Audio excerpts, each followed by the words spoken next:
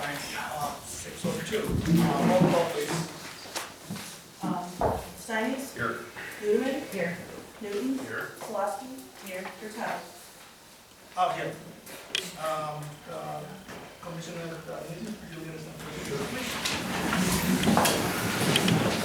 Pledge allegiance to the flag of the United States of America and to the republic for which it stands, one nation, under God, indivisible, with liberty and justice for all.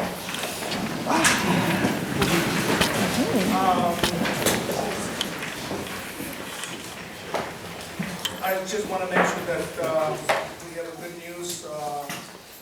Cameron Benton has been nominated, he won the award for the professional for the year for the parks and natural resources. Yeah, the natural resources management section, right? Yep. Thank you.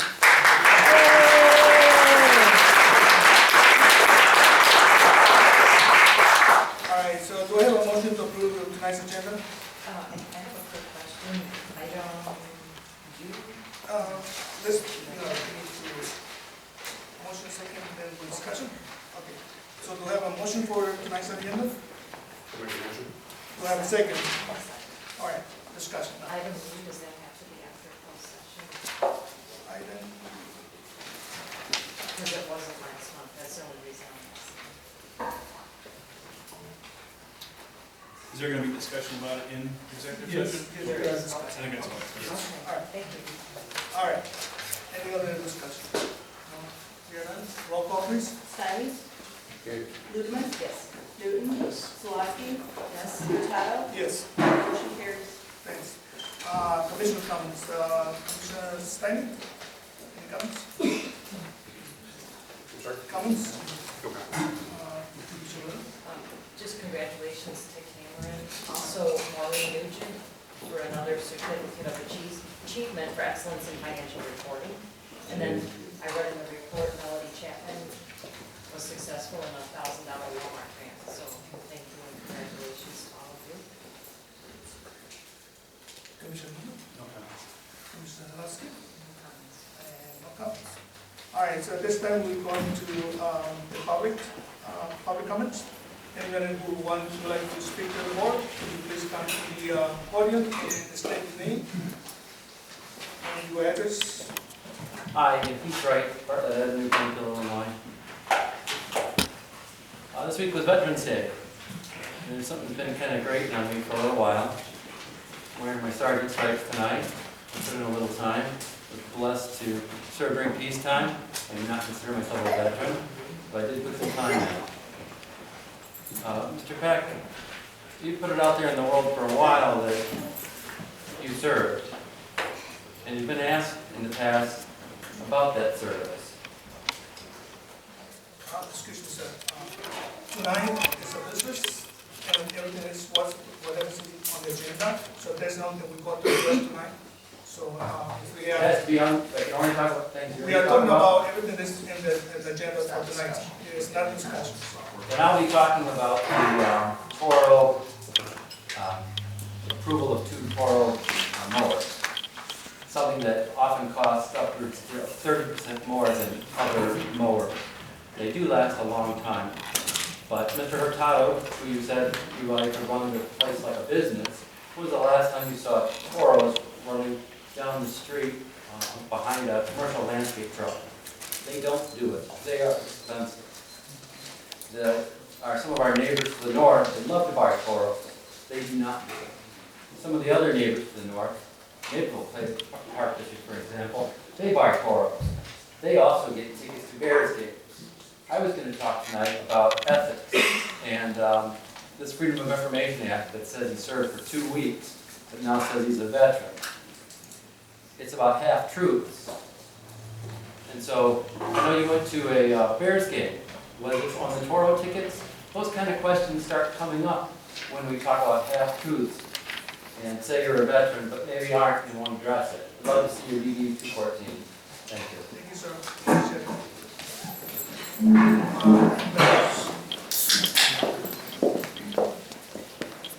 Good evening. My name is Marian Pilar, and I am the Executive Director and Community Lawyer at the Citizen Advocacy Center in 82 North Burke Street in Elmhurst. CAC is a nonprofit, nonpartisan, community-based legal organization with a mission to build democracy in the 21st century.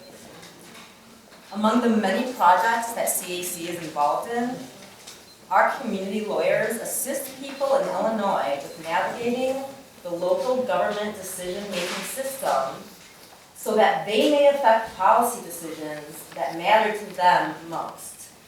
We also work with government bodies to develop policies and procedures that increase government transparency, accountability, and accessibility to the people that they serve.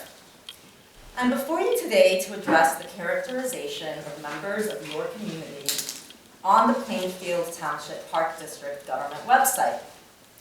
A November 4th posting is currently online regarding requests for review to the Public Access Counselor's Office filed by members of the community. The description of the community members on the website who filed the reviews is, quote, a small group of radicals who use the PAC review process to, quote, possibly harass the Plainfield Township Park District Board for its decisions. The entry goes on to state that it is our opinion at the Park District that these complaints were frivolous and a financial distraction from our mission. With respect to the public use of going before the Public Access Counselor, it is important to understand that the PAC serves as an ombudsman between government and its citizens on open government matters. The Public Access Counselor's Office is dedicated to vetting FOIA and Open Meetings Act issues based on the specific facts at hand where the answers are not obvious. Both government entities and members of the public contact the PAC for answers about both FOIA and Open Meetings Act questions.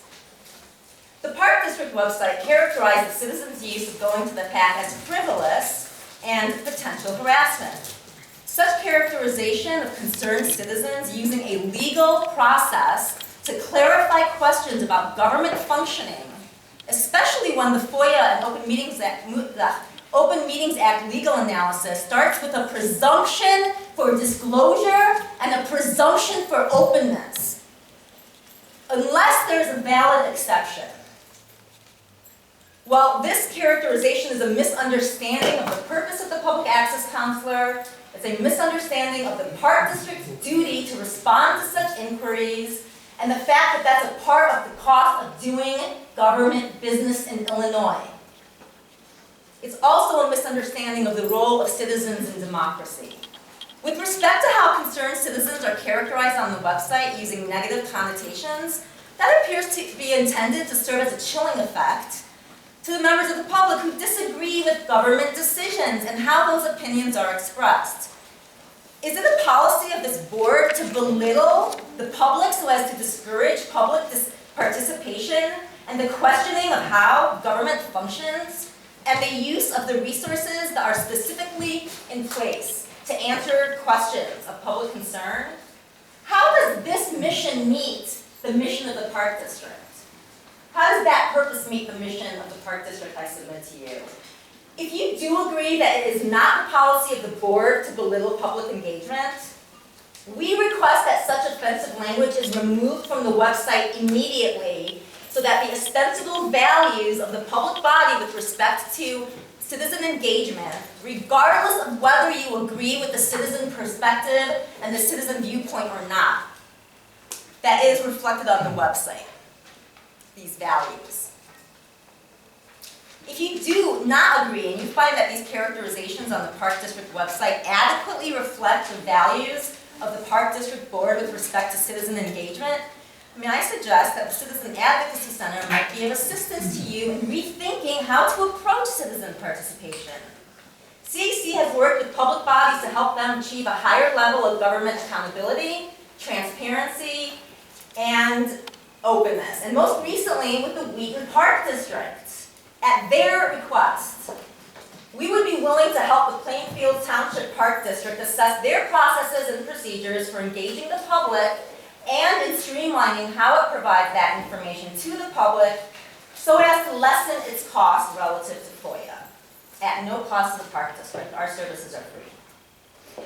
It appears that there's a disconnect in how the board relates to the public that it serves.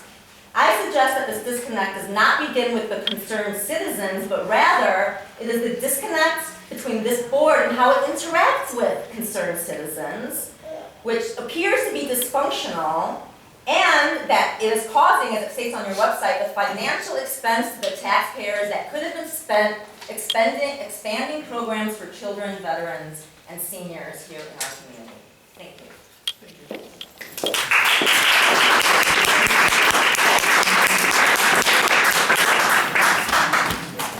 Brenda Morris, 23641 West Andrew Road, Plainfield. First, I believe it was very rude of you two, whatever you were doing, playing tic-tac-toe while she was speaking. That certainly serves as to what she was even talking about. You could at least give us the respect for coming up here and addressing you, and look at us. I would like to read this into the record. This is what I dropped off last month to you. This was from Garrett Peck to Doug Booth and I'm guessing Peter Hurtado. Can we please post all of the FOIA requests and AG complaints that are filed against us on our website and announce each one publicly? I heard Brenda Morse, that would be me, tried to FOIA the Wheatland Board's personal emails and text messages. They then put her FOIAs online to show people how crazy she is.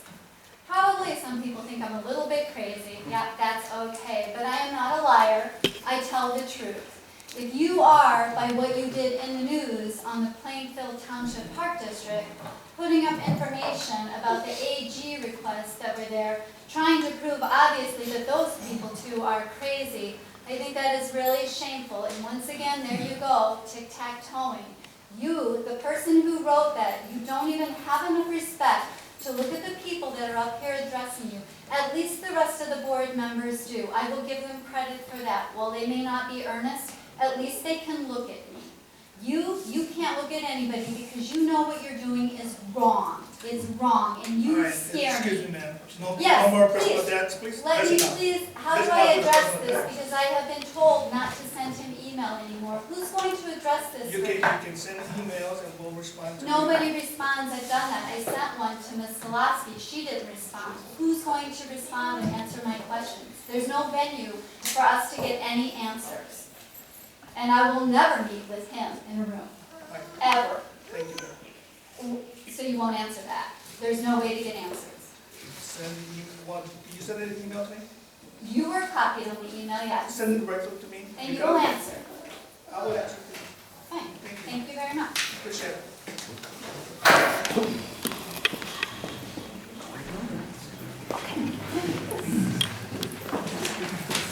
Good evening. My name is James Resich. I live at 24738 Fairbanks Court in Plainfield, Illinois. To avoid vain repetition, I'm not going to get into the litany that you described about the nature of how upset you were over the use of a number of words, two in particular that were repetitive. I recently read a couple emails or a couple postings from Mr. Peck in regard to a group of radicals. And what I find very offensive is for individuals to classify people as radicals simply because you bring something forward in public which makes you upset. Our entire society, our entire Constitution is built on the right to assemble. We have the right to petition government. We have freedom of speech. And then for someone to declare that I am a radical, or people in the audience who have spoken before are radicals, I find it offensive. Humanitarian and former First Lady Eleanor Roosevelt once said, and this is for everybody in the room, never doubt that a small group of thoughtful, committed people can change the world. Indeed, it is the only thing that ever has. Thank you. Mr. Richard, by the way, we're still waiting for you to stop by and take a look at the documents you requested about a couple months ago. I just received the letter today, and I will do that. You just received the letter today? Yes, I did. That's not on the agenda. That's not on the No, I agenda. just wanted to remind him. No, you haven't. Months. Ms. Calabrese, did I receive a letter today? Did I sign for something? I have received them. Well, I signed for something today, yes, Thank you. Appreciate you stopping by. Next. Rob Ayers, Hanford Courts. Just wanted to follow up from the July meeting where we were told we would get a 3 to 5 year plan at some point in the fall. Well, we're running out of fall, and we still don't have that. Also wanted to follow up on the update for the operating budget that is yet to be shared for this fiscal year. So just wanted to get that noted. Thank you. Thank you.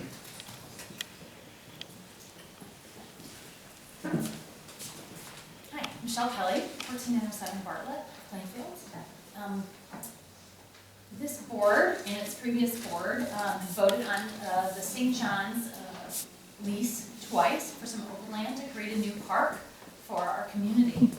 Once the board voted to establish a lease, and once the board voted to keep that lease. And I'd like to thank the board for doing that because I believe that that lease and developing a park in that area of town meets the mission of the Park District and serves our community well. A special thank you to Janet, who probably has felt some pressure to vote in another way. I believe that it's helpful to go into a lease like this when you've had a long-term relationship that's been very positive with an entity like St. John's. They served the Park District well many years, providing a spot for us to rent for preschool, of which both of my 2 older children attended. And it was a very positive experience, I believe, for both the church and the Park District. So at this point, I see it's on the agenda again to discuss and potentially vote on again. I think that the answer you gave last time didn't make your executive director happy. And in fact, in public, he stated that he was unhappy with the vote. I think it's a shame when an executive director won't stand behind his board and publicly says that. That is not the way a typical Park District director would act. So I implore you to try to make amends with St. John's. I think you may have lost some of their respect in what has gone on in the last couple months, and especially the last meeting. But I think there's a possibility of amending that and being able to create a park for our community where it's needed. There's one other item on the agenda I'd like to note, and that's a term limit. I did not have a chance to review the Park District Code on term limits, so I just don't know if that's something that legally is okay or not. But I want to say that while I was on the board, I was very blessed to be on the board with Mr. John Wilson. He served our Park District for 30 years. Is that 5 terms, I believe? 5 6-year terms? I learned so much from this man. He was a mentor. And I believe we named a bridge. This board, a previous board, named a bridge after him for his dedication and service. He did so many good things for this district. And for instance, Mather Woods would not be here. We would not own that property, and it would not be an open space if it wasn't for Mr. John Wilson. He did that probably in his 4th term. I implore you to not even consider term limits for a board which is volunteer. It has no long-term cost to the district to have long-term commissioners because there is no retirement, and there's no health care, and there's no life insurance. It's a volunteer position that people serve at the pleasure of the community. The term limit is the community and our vote. If someone isn't doing their job, it's our job to vote them out. Please allow the community to have that right to always choose whether someone is doing their job well or not doing it well, not through term limits, but through voting. Thank you. Anyone else? Good evening.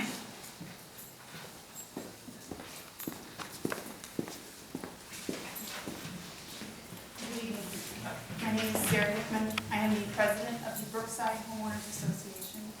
I was here at last month's meeting, and I'm here again to present some evidence, I guess, to you that the residents of Brookside voted to amend the deed restrictions on the church's property to allow for the park. I brought with me a copy of that amendment. I noted in the back on the last page the section where it said 51% of the homeowners had to approve this amendment And of that, there are 104 lot owners that signed off. 104 lots out of 185 voted to approve to have this park allowed. Please take that into consideration when you're discussing this in executive session this evening.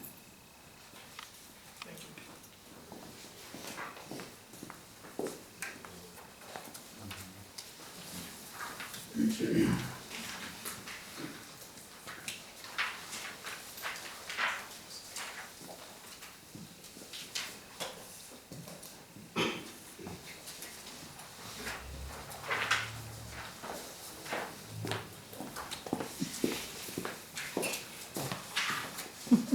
I forgot my hand up. Anyone else would like to speak to the board this time?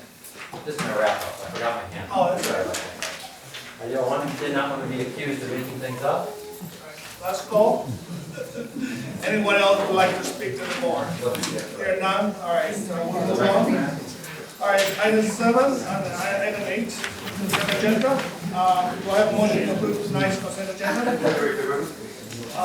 have a second? Discussion? Yes.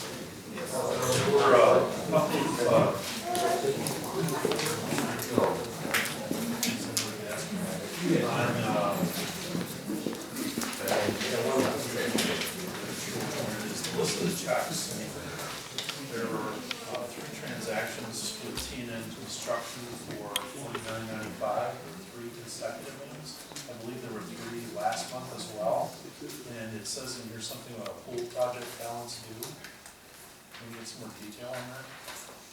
Absolutely. That's a project that was done through maintenance as well as consulted with the rec department.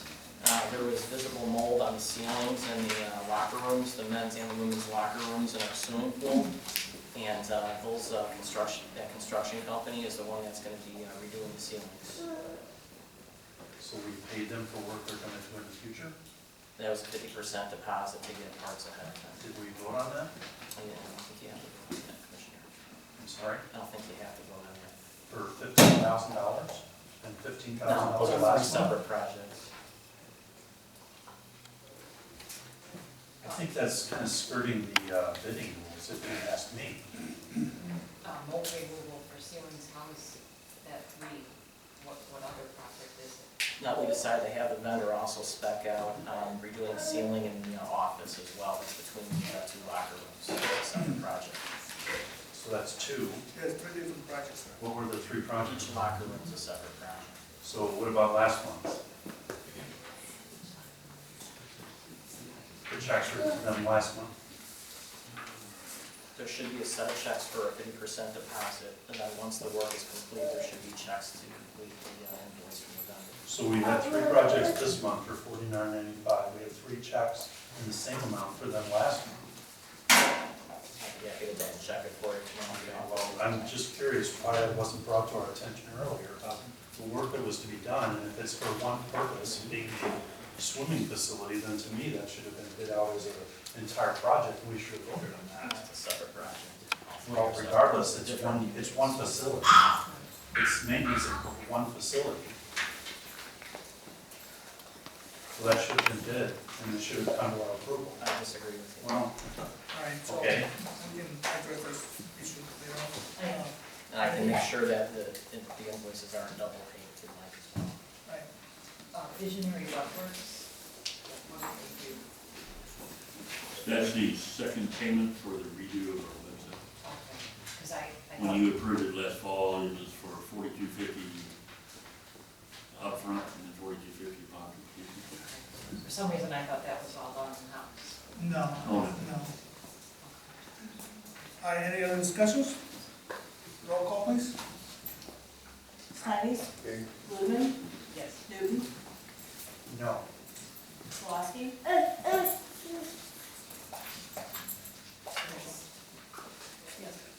Furtado? Yes. Carries. All right, staff report. Hold on, no, No. If one commissioner votes Oh, I'm against, sorry. you have to recall each agenda item on the consent agenda, so I ask for a motion for A, please. All right, motion for the, to approve the minutes for October 9th, 2013 Board of Review Commission meeting. Do I have a motion? Do I have a second? Second. Discussion? Hearing none, roll call. Stymies? Ludeman? Yes. Newton? Yes. Solosky? Yes. Hurtado? Yes. Motion carries. Item B, 2014 Board of Commission meeting schedule. Do we have a motion? I'll make that motion. Does it have a second? Discussion? I have a question. Why are we changing the date? To Monday as of We try to use the township office, it's bigger, so we can accommodate more people. and that's the only date? Yeah, Because unfortunately. that's a date I typically have to work. So I won't be able to attend most of the meetings if they're held on the first Tuesday. I did try to reach out to you a few weeks ago, and you didn't return my call. I wanted to see if you're going to be available for these dates, so I didn't get a message saying that. I did leave you a message to please call me. Sure. It wasn't specific as to why. We can always work on the telephone. I'll be working my normal job, so I can't do a conference attendance because I can't be doing two separate things at once. It's not a matter of I can't physically be there because I can't make it, it's a matter of I'm working.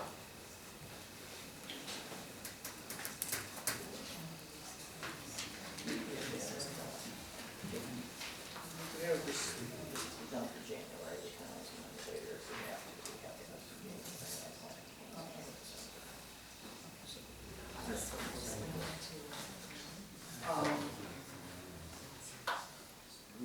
We need to post this by January. This has to be posted by January, and So what we can do is try to bring it back in December and then.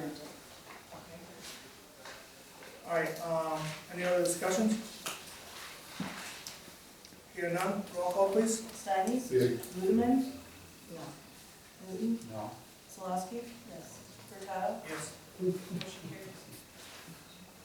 Bills and claims, check number 87449 through 87600. We check numbers 87500, 87507, 87508, 87509, 87512, 87518, 87519, 87526, 87527, 87528, 87529, 87530, 87531, 87532, 87533, 87534, 87535, 87499, 87572, 87578, and 87592 voided. Do I have a motion? I'll make that motion. Do I have a second? Second. Discussions? Hear none, roll call please. Stymies? Yay. Ludeman? Yes. Newton? No. Solosky? Yes. Hurtado? Yes. Motion carries. Item D, intercheck numbers 87318 through 87448, we check number 87353, 87370, 87428, 87439 voided. Do I have a motion? I'll make that motion. Do I have a second? A second? Discussions? Hear none, roll call please. Stymies? Yay. Ludeman? Yes. Newton? No. Solosky? Yes. Hurtado? Yes. Motion carries.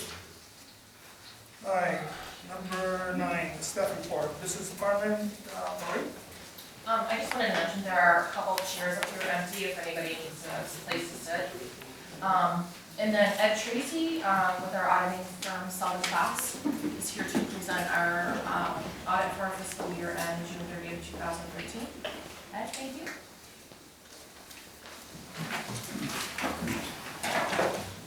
Thank you for having me here tonight. And presenting the audit report, it's a comprehensive annual financial report for the year ended June 30th, 2014. It is, as mentioned earlier in the meeting, this report last year received a certificate of achievement for excellence in financial reporting from the Government Finance Officers Association. It will be submitted again this year. That is an annual award that you submit for to receive, and the intention is to submit it again this year. The report is in 3 sections. There's an introductory section, a financial section, and a statistical section. And I kind of wanted to point out a few things in the financial section if I could. So if you put the head through the Roman numerals, pages 1 and 2, this is our independent audit report. This is our opinion on the financial statements. It is what's called an unmodified opinion, so it is an opinion that the financial statements are fairly presented and in conformance with the government accounting standards. The opinion looks a little different this year than it's looked in the past. As an audit, as an audit